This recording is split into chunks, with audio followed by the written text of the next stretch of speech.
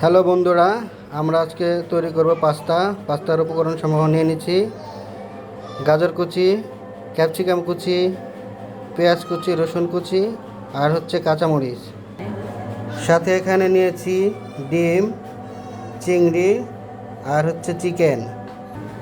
মূল উপকরণ বয়েল করা পাস্তা নিয়ে নিচ্ছি, মিক্সড পাস্তা। কড়াইতে তেল দিয়ে দিয়েছি। গাজর কুচি ফ্রাই করে নিচ্ছি। কাঁচামরিচ, ক্যাপসিকাম দিয়ে দিচ্ছি। স্বাদ বাড়ানোর জন্য দিয়ে দিচ্ছি টমেটো সস। মশলাগুলো ক্রিমি একটা ভাব চলে আসছে। লবণ দিয়ে দিচ্ছি। পাস্তা দিচ্ছি মোস্ট ফেমাস অরিগানো। পাস্তা রান্না করা শেষ। পাস্তাটা দেখতে সেই রকম হয়েছে, অনেক টেস্ট।